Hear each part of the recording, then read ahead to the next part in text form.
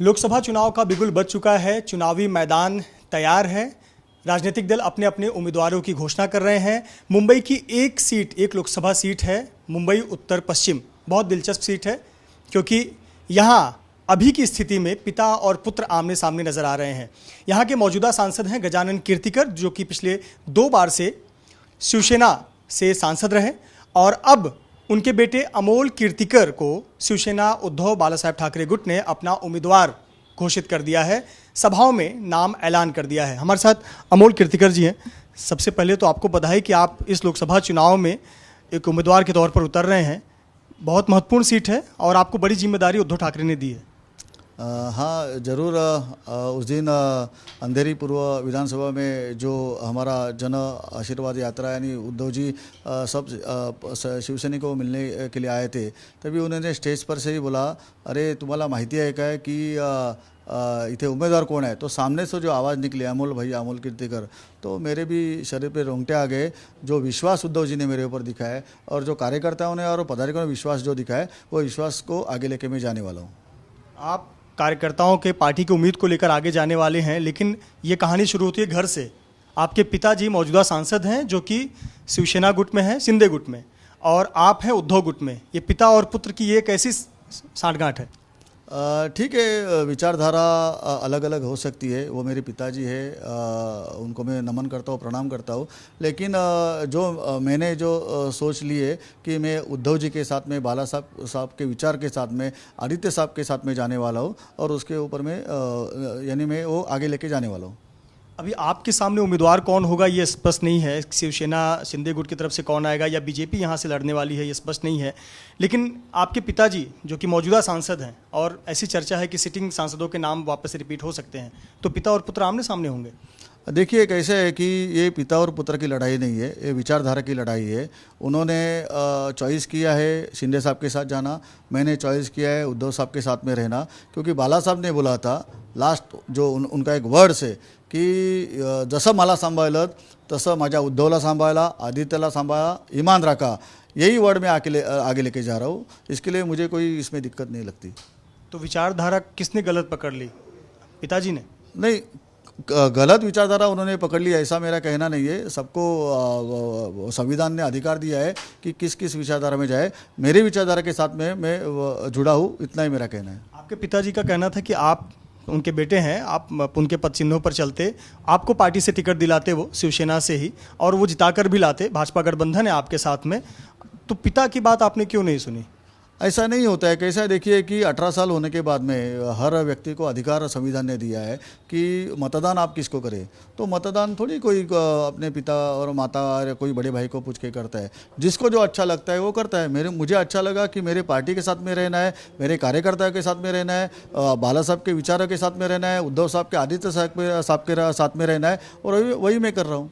उसमें मैंने कुछ गलत किया ऐसा मुझे नहीं लगता। आपके पिता का कहना है कि अगर आपको टिकट मिलता है तो वो चुनाव नहीं लड़ेंगे, लेकिन वो अपने पार्टी का काम करेंगे। इसका मतलब है कि आपके खिलाफ वो प्रचार करेंगे। 100% उन्होंने करना भी चाहिए, क्योंकि वो उनके पार्टी के साथ में है, मैं मेरे पार्टी के साथ में हूँ। विचारधाराओं की लड़ाई जो होती है 30 दिन की होती है। जब भी प्रचार करते हैं उधर तक ही होते हैं, उसके बाद में सबको एक के साथ में आना चाहिए। तो उन्होंने उनके पार्टी के लिए काम किया तो मुझे कोई बुरा नहीं लगने वाला है, मुझे अच्छा लगेगा। क्योंकि मेरे पिताजी उस पार्टी के तत्व के साथ जुड़े और मैं भी मेरे पार्टी के तत्वों के साथ जुड़ा हूँ। मैं बाला साहब के विचारधारा के साथ में, उद्धव साहब के साथ में और आदित्य साहब के साथ में, और उनके साथ में जो भी पदाधिकारी और कार्यकर्ता है उनके साथ में हूँ और मैं रहूँगा। जनता के लिए अटपटा नहीं लगता आपको कि आप एक ही घर में रहते हैं, आप पापा का पैर छूकर आशीर्वाद लेकर घर से निकलते हैं, आप दोनों का केबिन भी आसपास ही है, और जब आप निकलेंगे तो आप एक अलग झंडा पकड़ेंगे, पिताजी निकलेंगे तो अलग झंडा पकड़ेंगे। जनता ये नहीं सोचेगी कि ये आपके एक तो खिलाफ भी जा सकता है? कैसे है कि विश्वास की बात है। मेरे पार्टी के जो पदाधिकारी है, मेरे नेता है, और जो जनता है वो मेरे ऊपर कितनी विश्वास रखती है।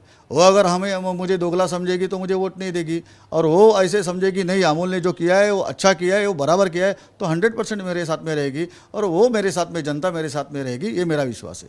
पिता और पुत्र की अभी तक की जो लड़ाई है चुनावी मैदान में, उसमें एक और दिलचस्प किरदार है संजय निरुपम, जो कि पिछली बार आपके पिताजी के सामने चुनाव में खड़े हुए थे। 2,60,000 से वो चुनाव हारे। वो अभी तक टिकट मांग रहे हैं और आश्वस्त हैं कि कांग्रेस को टिकट मिलेगा उन्हें। 100% वो वरिष्ठ नेता है, वो उम्र से मेरे ख्याल से अनुभव से मेरे से बहुत बड़े हैं, उनके बारे में मैं कुछ कहना नहीं चाहता। महाविकास आघाड़ी के साथ में जो भी है पार्टी, शिवसेना है, राष्ट्रवादी शरद पवार जी है, उसके अपने कांग्रेस है और शायद वंचित भी है, तो उनके नेता सोचेंगे और वही निर्णय लेंगे कि अपने पार्टी की तरफ से क्या करना है। वो आपके खिलाफ 3 बातें जा रही हैं इस चुनाव में। एक तो ये कि शिवसेना में विघटन हुआ, अब शिवसेना 2 गुटों में है और आपके पिताजी खुद दूसरे दल में हैं, पहली बात। दूसरी बात, जो गठबंधन पिछली बार आपके साथ खिलाफ था वो अब आपके साथ है, कांग्रेस अब आपके साथ में है। तीसरी बात, किसी का भी टिकट कटेगा तो उसकी नाराज़गी तो दिखती है और संजय निरुपम अगर नाराज़ हुए तो कहीं ना कहीं प्रभाव हो सकता है उसके आपके चुनाव पर। कैसे देखते हैं लड़ाई? कैसे है कि मेरे जो नेता है, महाविकास आघाड़ी गठबंधन के जो नेता है, वहाँ उनके जो कार्यकर्ता हैं उनके ऊपर मेरा विश्वास है। मेरे ख्याल से ये जो बातें रहती है ये थोड़े दिनों के लिए रहती है, उसके बाद में सब शांत हो जाता है और सब अपने अपने पार्टी का काम करना चालू कर देते हैं। आखिरी सवाल एक मेरा, सामने उम्मीदवार किससे अपेक्षा कर रहे हैं आप कि कौन हो सकता है? आपको लगता है कि वहाँ पे बीजेपी अपना उम्मीदवार दे सकती है या आप शिवसेना से उम्मीद करें शिवसेना का उम्मीदवार सामने आएगा? सामने कोई भी उम्मीदवार आने दो, हमारी पार्टी, हमारे पार्टी के कार्यकर्ता, हमारे पार्टी के वर्कर्स सब रेडी है 2 हाथ करने के लिए, राजनीतिक 2 हाथ करने के लिए और विचारधारा के लिए 2 हाथ करने के लिए। और मेरे ख्याल से बीजेपी आए या शिवसेना शिंदे गुट आए, हम लोग लड़ाई करने के लिए तैयार है। बहुत बहुत धन्यवाद एबीपी न्यूज़ से बात करने के लिए। अमोल कीर्तिकर, जिन्हें प्यार से सब भैया जी कहते हैं, अमोल भैया अब चुनावी मैदान में हैं और भले ही पिता के खिलाफ गए हों या फिर नया गठबंधन के साथ चुनाव लड़ना हो, लेकिन एक बात को लेकर चुनाव मैदान में उतर रहे हैं कि वो अपनी पार्टी की विचारधारा को और अपने कार्यकर्ताओं की उम्मीद को लेकर चुनाव मैदान में उतरेंगे और सफलता हासिल करेंगे। कैमरामैन धर्मेंद्र पांडे के साथ मृत्युंजय सिंह, एबीपी न्यूज़, मुंबई।